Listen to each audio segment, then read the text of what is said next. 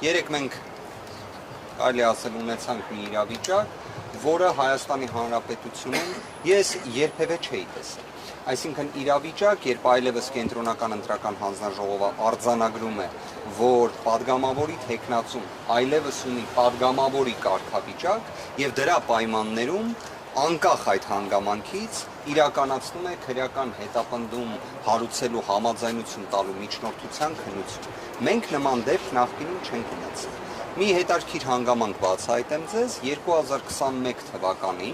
հուլիս ամսին Հայաստանի Հանրապետության դատախազության կողմից, երբ արդեն Սահմանադրական դատարանի որոշումը հրապարակվել էր, ներկայացվել էր միջնորդություն քրեական հետապնդում հարուցելու համաձայնություն ստանալու, ինչպես նաև անձի ազատության սահմանափակման վերաբերյալ, խոսքը վերաբերում էր այդ ժամանակ այլևս կրկին ոչ թե падգամավորի թեկնածու, այլ փաստացի падգամավորի կարգավիճակը ունեցող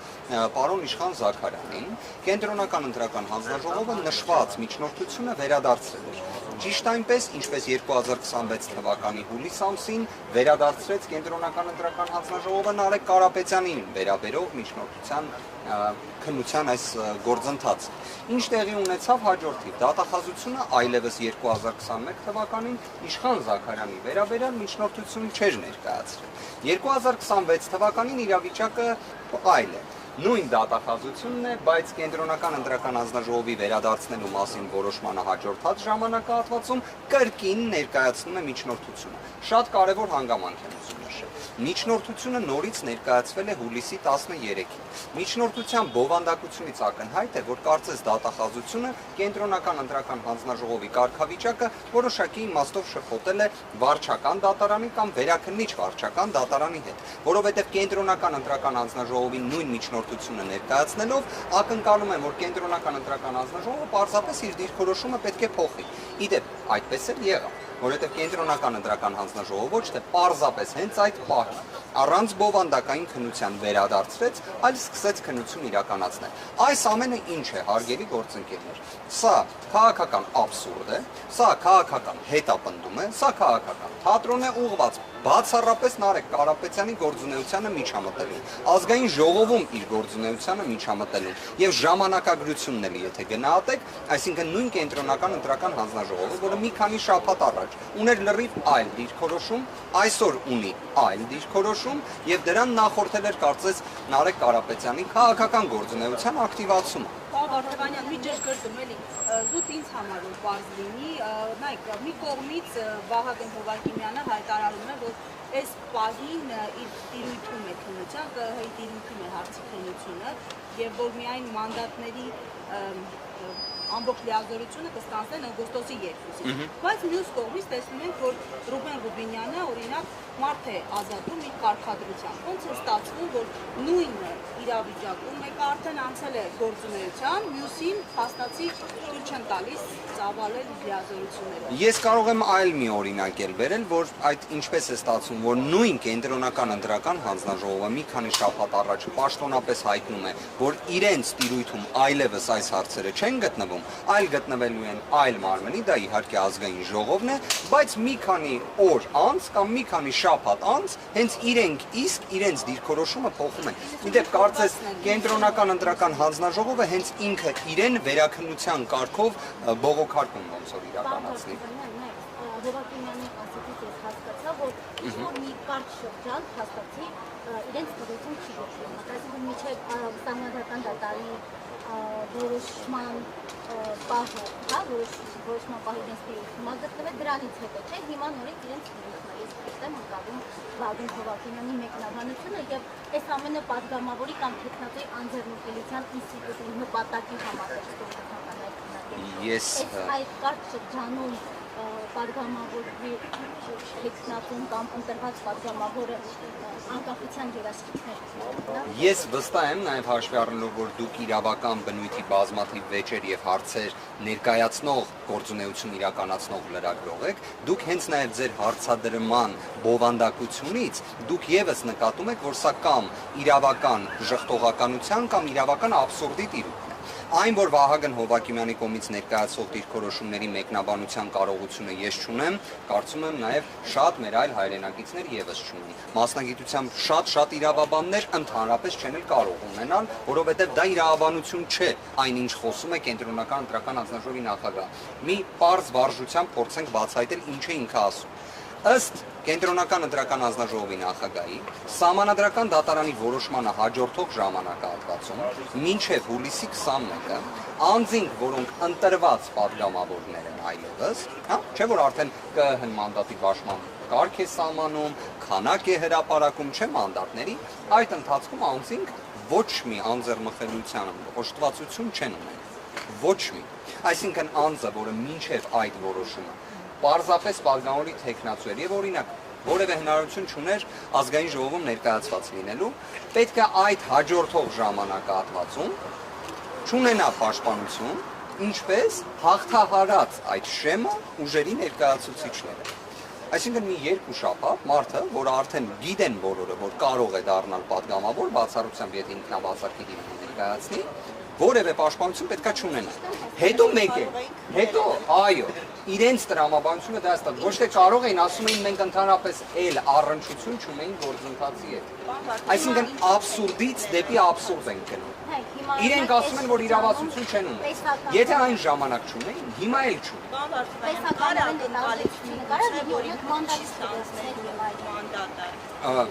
Ինչպես մի հատ։ Միգուցե կար ակնկալիք, որ պարոն Կարապետյանը հրաժարվել է։ Ես կարծում եմ նաև ոչ միայն ակնկալիք, այլ իրենք մինչ օրս էլ իրենց գործողություններով, թե իրավապահ մարմինները,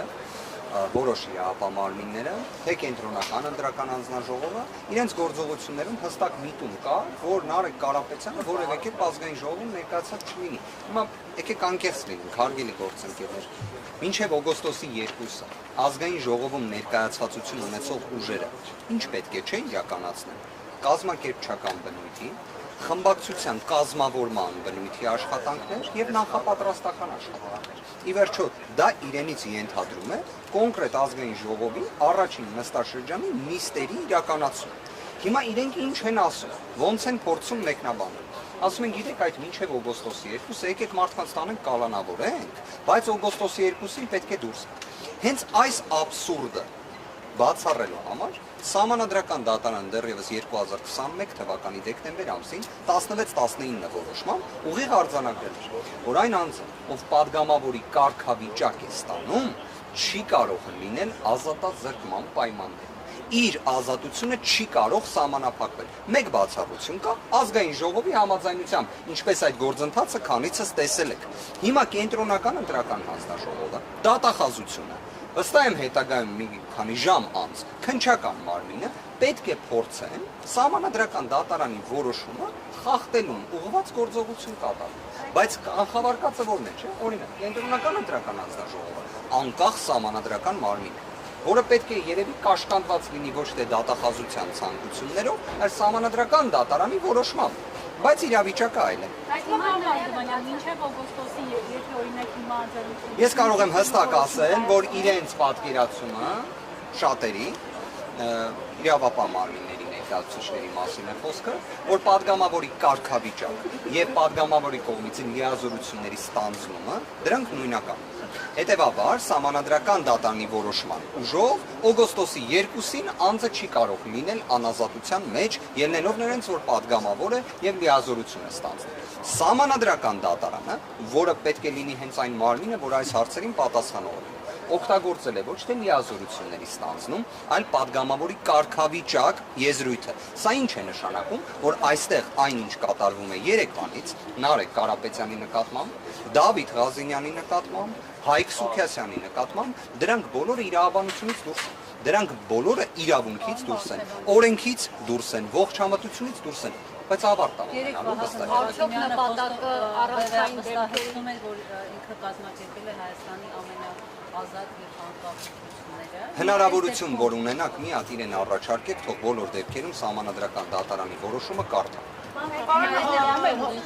Որտեղ այնտեղ սահմանադրական դատանի որոշումը լրիվ ուրիշ բաներ ասում, իդեպ նաև հենց կենտրոնական ընտրական հանձնաժողովին էլ խիստ քննադատում է։ Երևի այդ մասը չի տեսել եւ մեկ էլ երևի թե վարչական դատարանի դատական ակտն էլ թող կարդան, անկախ նրանից որ սահմանադրական դատարանը չունեցավ այդ կարողությունը այդ հարցի դիրքորոշում նույնիսկ հայտնելու, ըստ որի Հայաստանի Հանրապետությունում կոնկրետ ընտրատեղամասում պետք է իրականացվեր վերաքվեարկություն, ելնելով այն հանգամանքից, որ Բարգավաճ Հայաստան կուսակցությանը վերաբերող այն իրադարձությունները, որոնք տեղի են ունեցել, էական ազդեցություն են ունեցել ընտրությունների վերջնական արդյունքների վրա։ Հետևաբար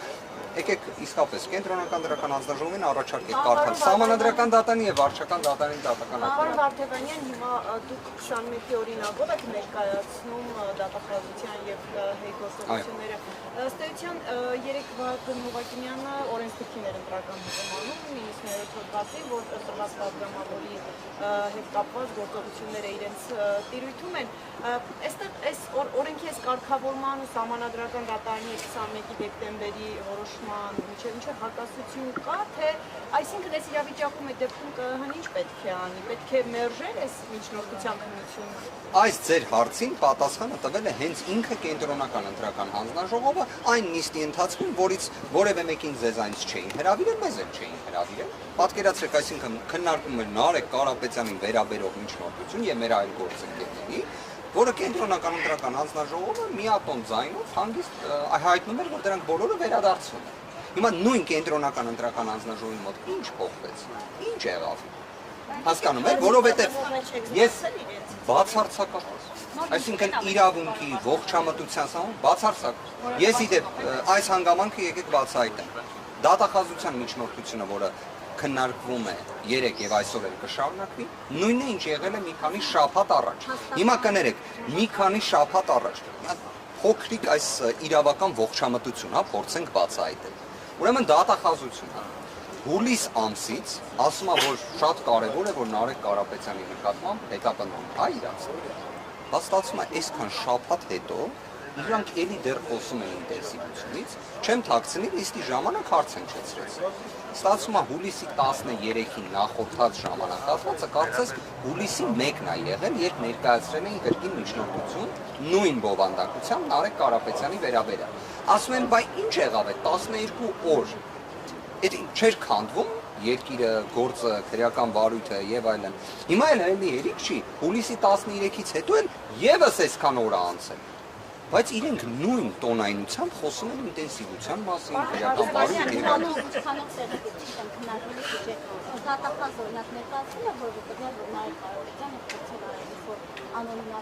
Բացարձակ։ Ավելին ասեմ, հիմա շատ ճիշտ հարց եք տալի, այսինքն օրինակ Նարեկ Կարապետյանը իմանալով, որ կենտրոնական ընտրական հանձնաժողովը հրապարակայնորեն ներկայացնում է, որ իր վերաբերյալ դատախազությունը միջնորդություն է ներկայացրել եւ այլն, որը ԿՀ-ն վերադարձրել է, բայց դա ինձ չի նշանակում, չէ՞, իրավական տեսանկյունից, որ այդ վարույթը անհետանում է։ Նարեկ Կարապետյանը բացառապես պատշաճ վարքագիծ է դրսել։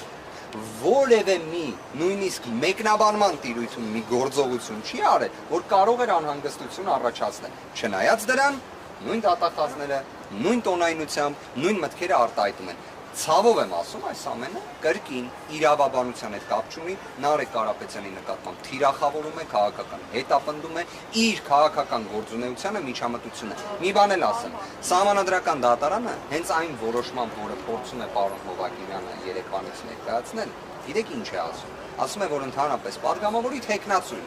անձեռնխելիության հարցը երբ լսում եք, ԿՀ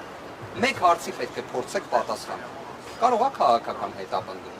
կարող է քաղաքական գործունեությանը միջամտելուն ուղղված այս ամենը։ Եվ երբ ես խնդրում եմ, որ ԿՀ-ն այդ հարցը տա,